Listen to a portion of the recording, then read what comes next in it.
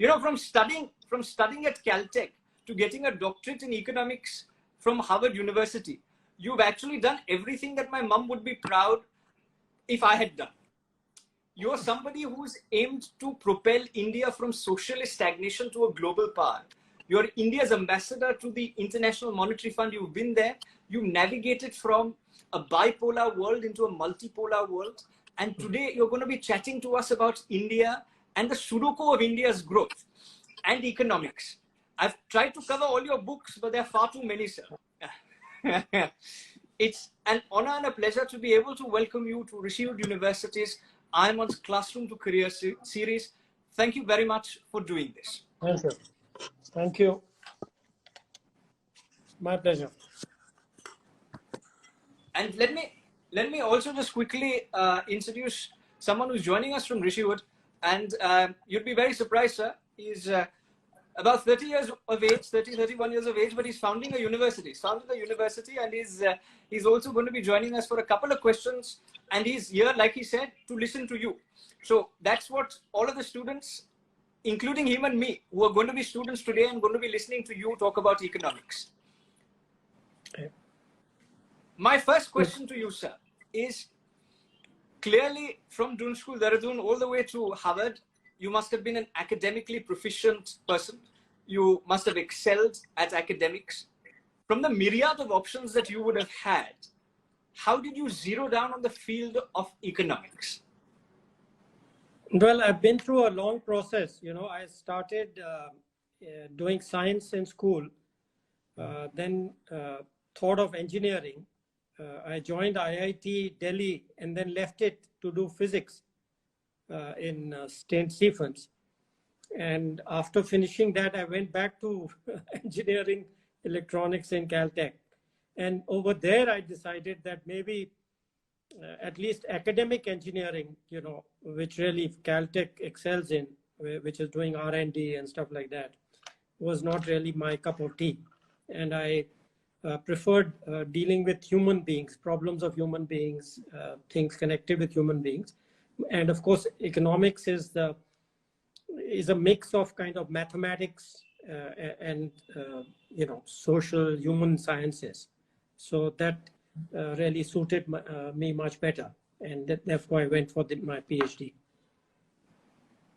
And that's why you went to economics per se. From Caltech, you went back to economics as such. But sir, economics today and the economics that you study in classroom, and therefore you're an ideal guest for this series of Classroom to Career. The practical application of what you study in class, and then you try to present a paper. But sometimes these papers are not accepted because of, you know, because of numerous reasons, but sometimes these are political reasons.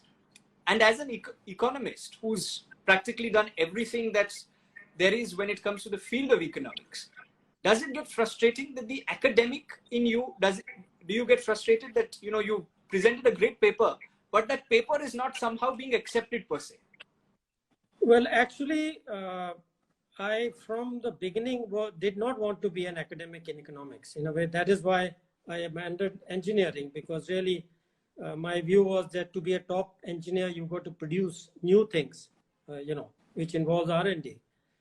But I didn't go there economics to become an academic professor. My objective was policy and, in fact, government policy. So in my case, that was not a problem, because my whole orientation was towards what are the policy issues, what are the problems plaguing India, where is it that I can do something or contribute, or what I'm interested in. Just as an aside, maybe for students, I think really to excel, you have to be interested and excited about a specific topic, whatever it is, whether it's economics or a subfield of economics or anything, to really do well. So in my case, I didn't have that problem. I really wanted to do policy, and I focused on those aspects when I did my economics. And that's how you did your economics. But sir, like I was explaining the viewers before you came, my understanding of economics was from Vada Pav economics. I was, I don't know whether you heard the anecdote, but yeah, I overheard. You overheard it, so I won't repeat it. But But mine was Vada Pav economics. Yours was actually economics.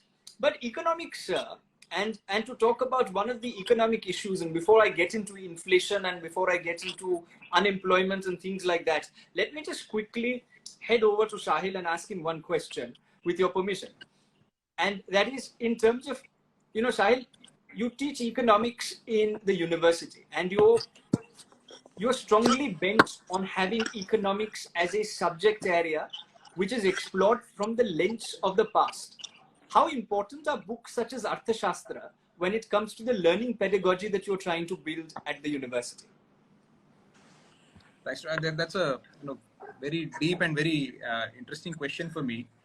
First, I was quite happy to hear that Arvind sir joined IIT and then dropped out. I wish I had also dropped out, but I ended up completing my entire studies there, so couldn't do much of economics. But I had I chose one elective in economics, and I think that has helped me a lot in general making an understanding of the issues that happen around us. Now, the way we have approached our curriculum is that we've designed a foundational layer which is common for all undergraduate students. So they come and they understand about the world, about the present, about the future, about the past, what are the global grand challenges, why are they important for us to solve, and how different subject areas come together to solve the challenges of tomorrow. Then we train the students in basic proficiencies such as writing, basics of research, basics of business communication, design, photography, and all that. And also about basics of systems. And systems, large part of systems is actually economic thinking.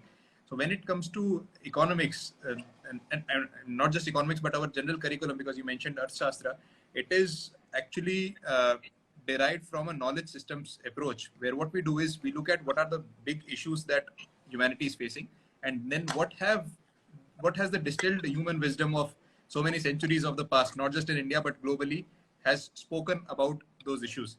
Now, one of those issues is, of course, these issues of happiness. What makes a person happy, or how do we make a society happy? And the objective of an economist or any professional is actually to help people become happier. And that is how we make our economic planning. That is how we do our elections. That is how we design new technologies, etc.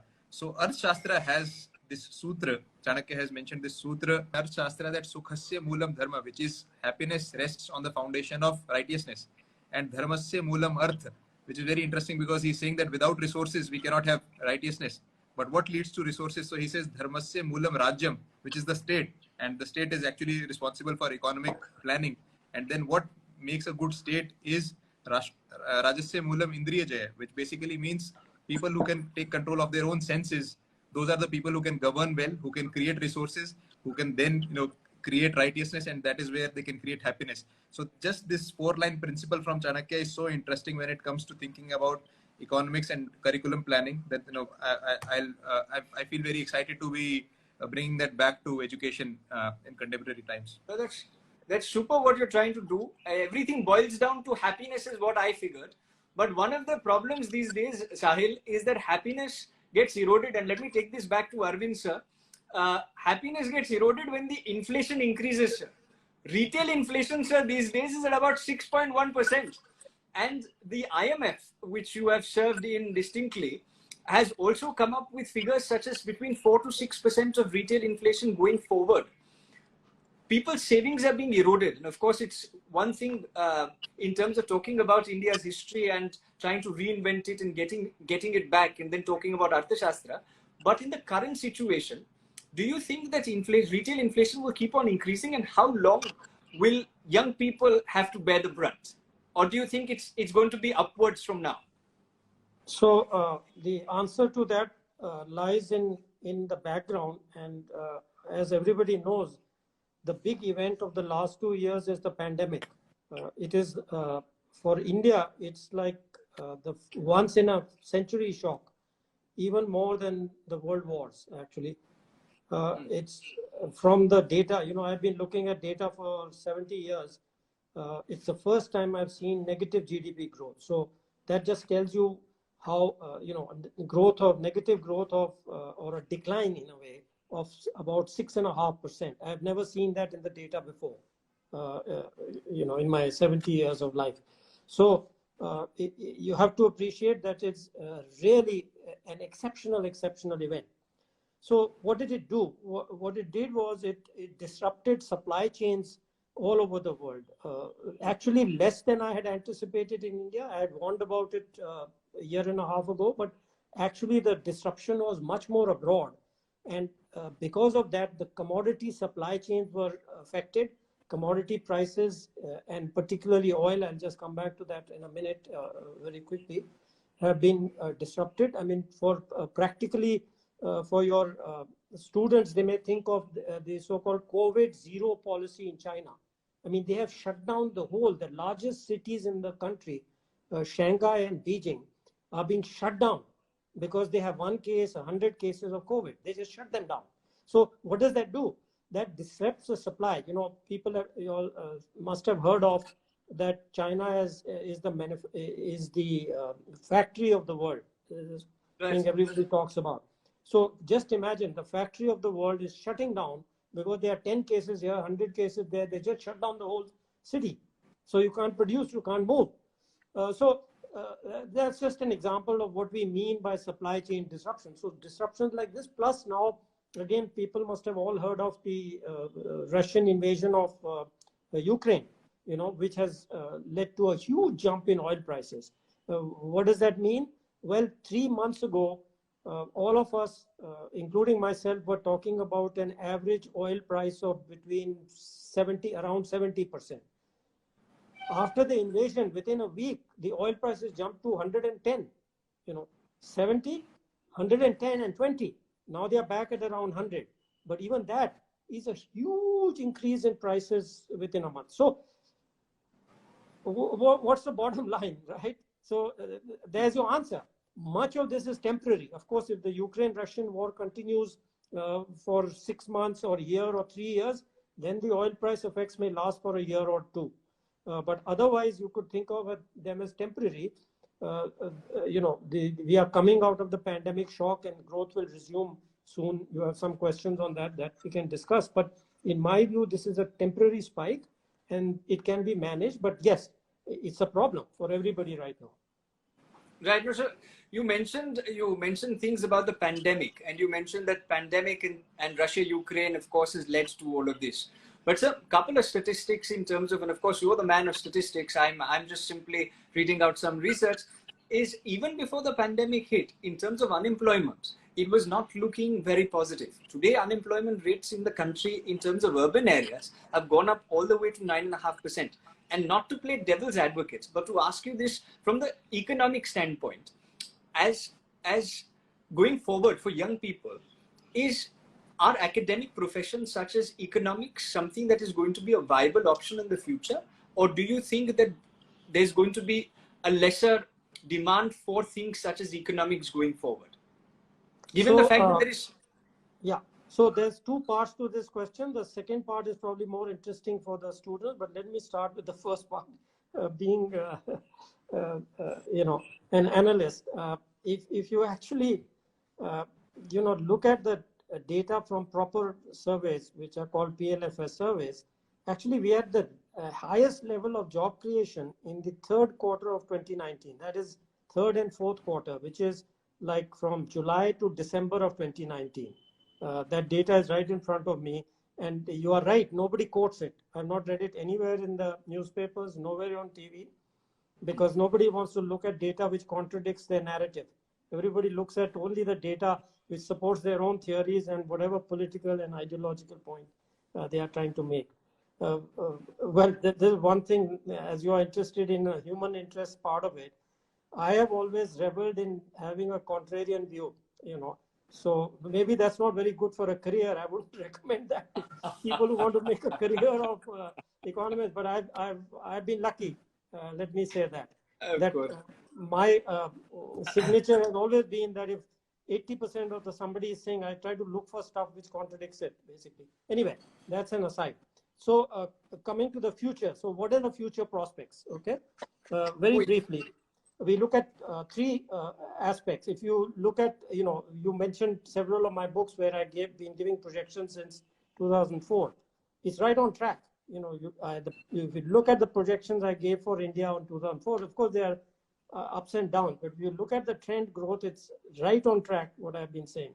So one is this future GDP growth over the next 15 years, let's say 10, 15 years, which is what students should be looking at their career over the next 10, 15 years.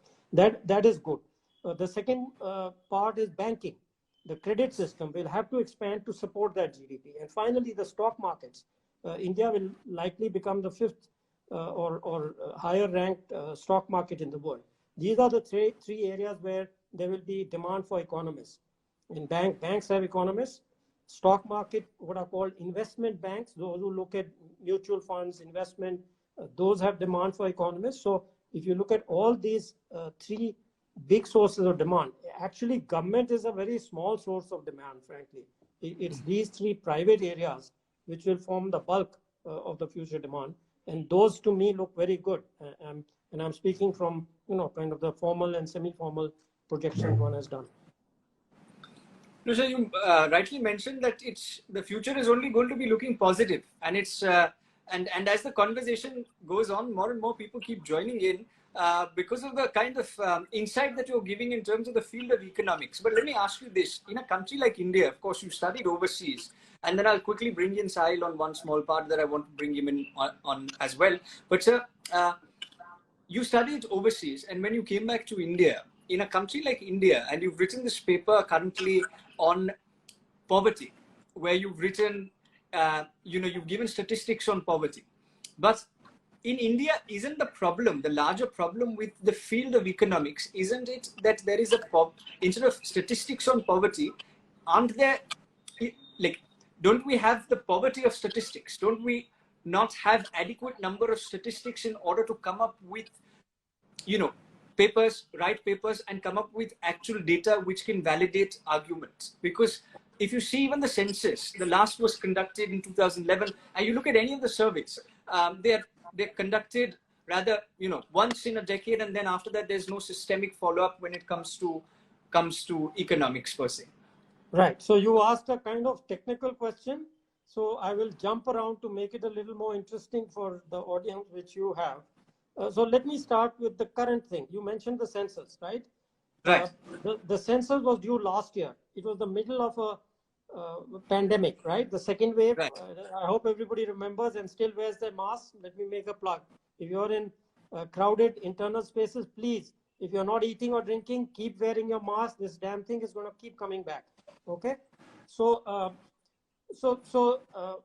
everywhere in the world, the collection of statistics during this period suffered. You'll hear a lot of reports of, ex-NGO or somebody doing surveys.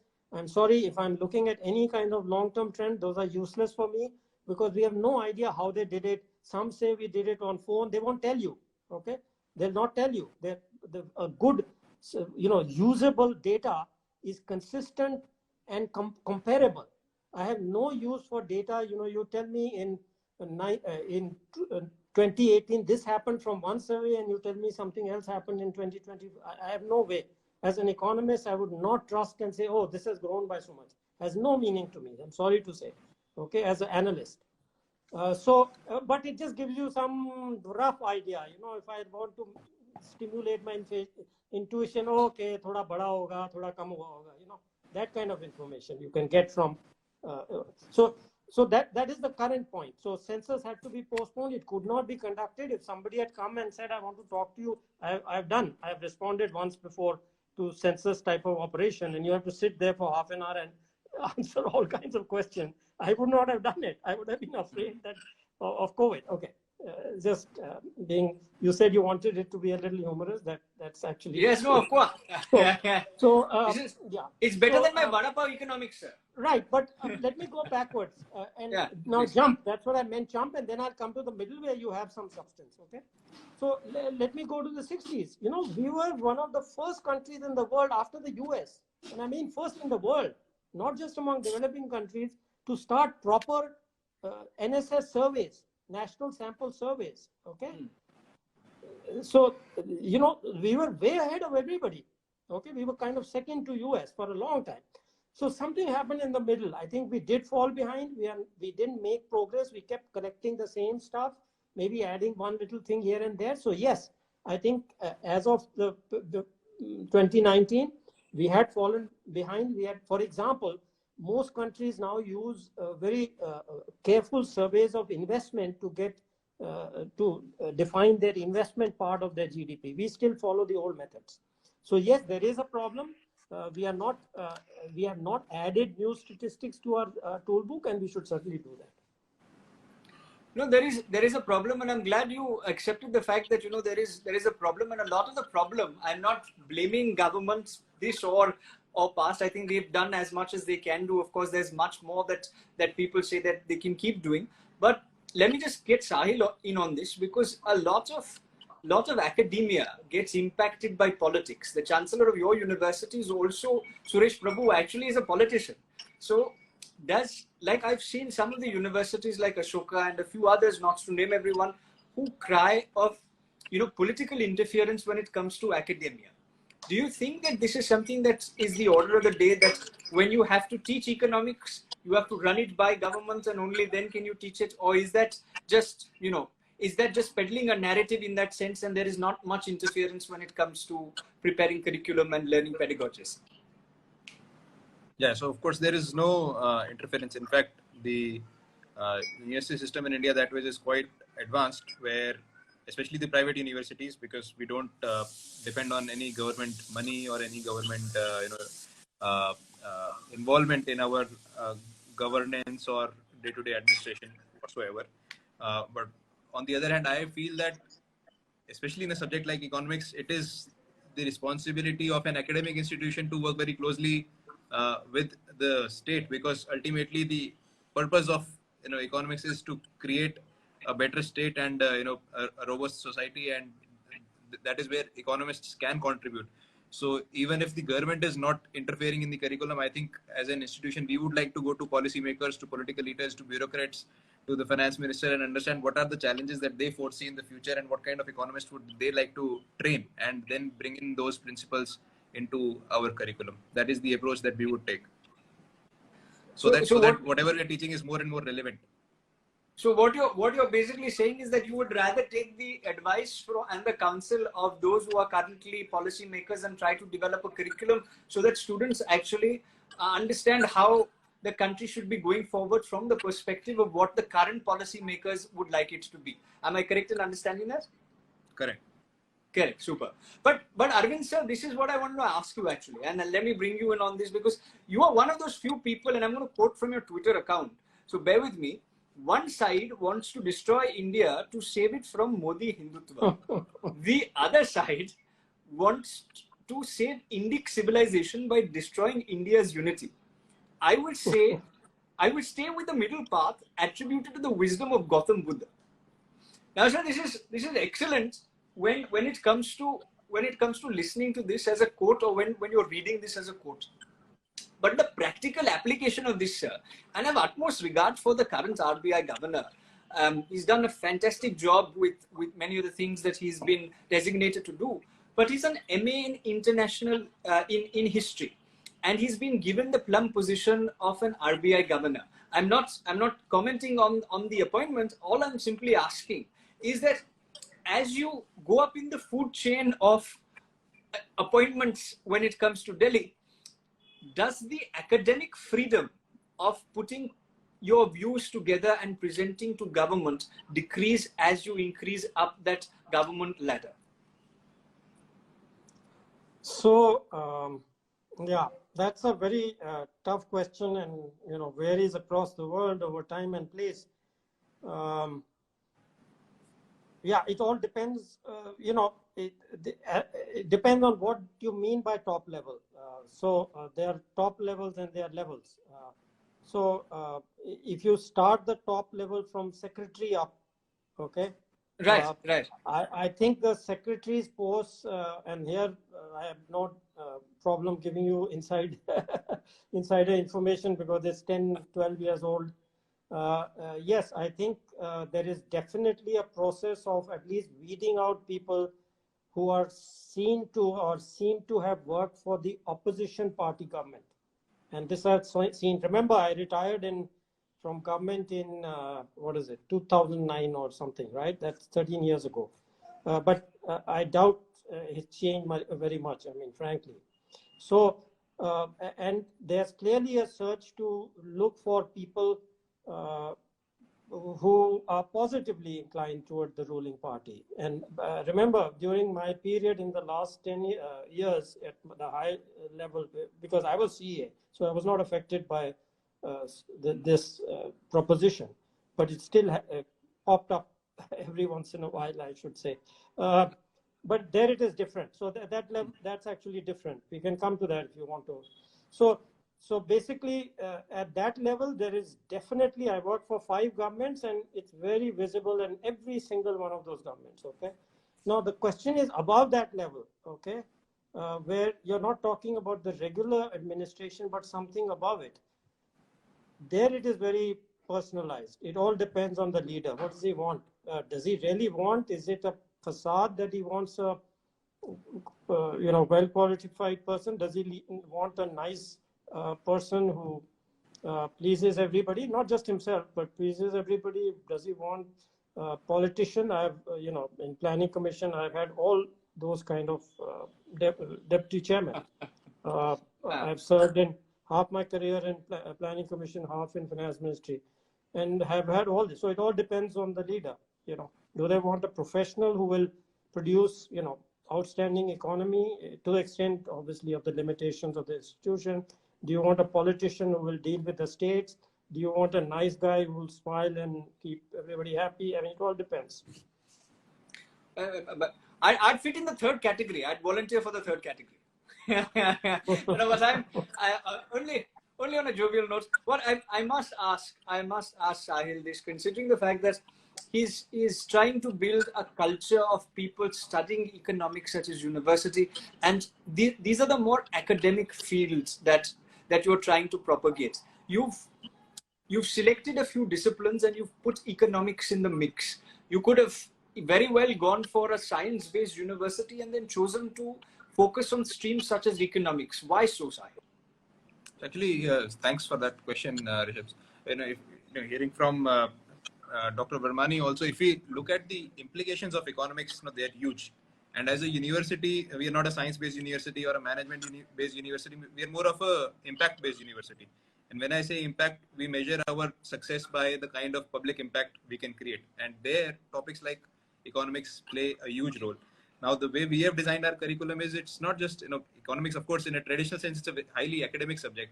But more and more, the way, the corporates are diversifying, the social sector is emerging, governance is becoming more and more entrepreneurial.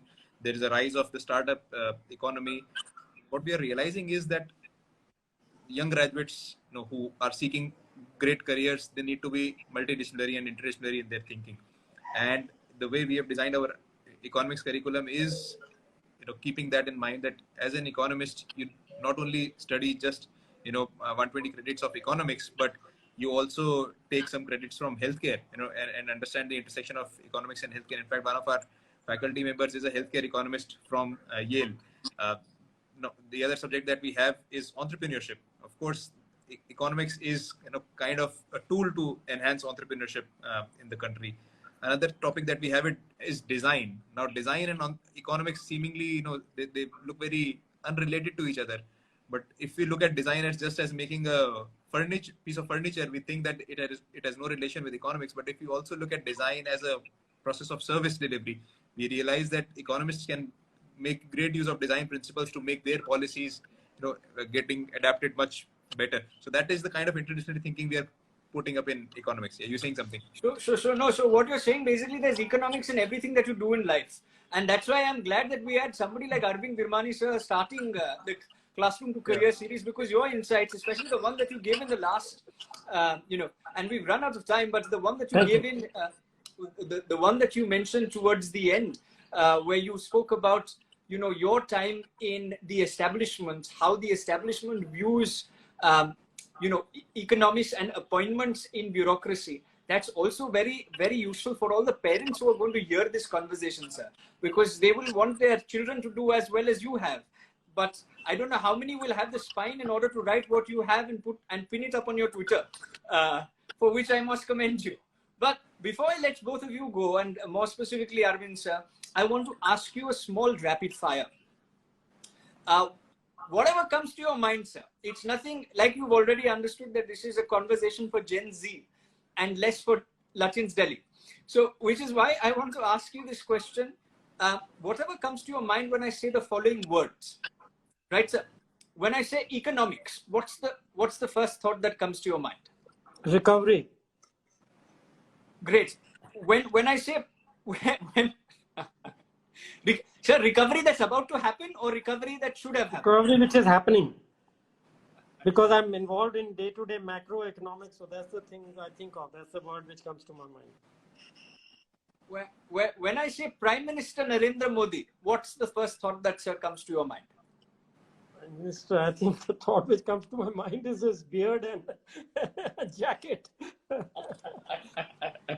So, the beard and the jacket. Let me ask Sahil this.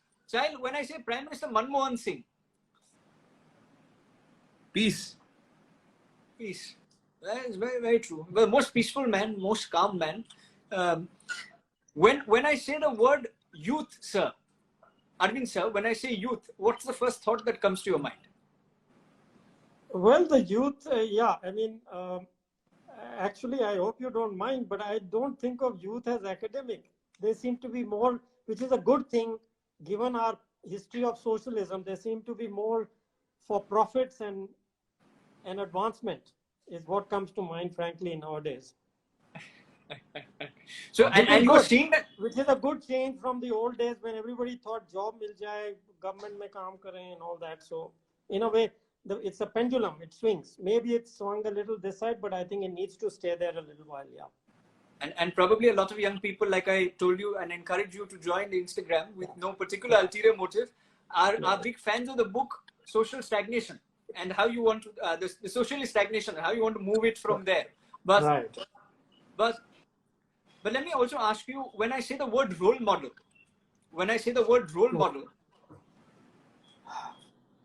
again, that's a tough one. I never really had a role model, but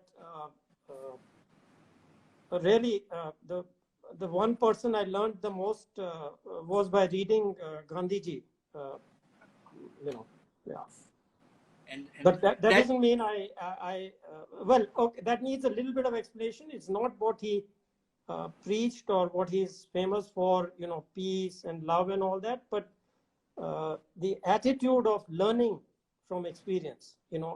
Remember, his book is called My Experiments with Life. Experiments with Truth. With truth, right? Right. I hope I'm not mixing up. Yes, no, My Experiments with Truth. Yes. Yeah. Anyway, that's what comes to my mind. It doesn't matter what the truth is, right? Yes. So it's that. In fact, that's a good way to end your discussion. It's really about learning every day from your life. You'll actually do better, and you'll also be happier. People talk about happiness index and all that. But if you are learning new things, you're seeing new things. And if you don't want to be academic, just eating new things or doing new things, I think that will keep you happy for a long time. Well, eating new things is the right word. And the last and the last word which I'll ask Sahil is, when I say I.I.M.U.N, Sahil, what's the first thing that comes to mind? Rishabh. Well, sir, there's a lot of young people behind this organization, but I must thank both Arvind Virmani, sir. Thank you very much for being able to do this. It's honestly a pleasure and an honor to be able to have somebody like you with us. There are many young people. There are many young people who would love to ask you hundreds of questions, but we only took 30 minutes of your time and we've extended beyond. So I won't. But at some other point in time, we'll continue this conversation. Thank you very much for spending time, and hopefully all the young people follow the middle path up until the time they're compelled not to. Thank you. Bye. Thank you, sir. Thank you.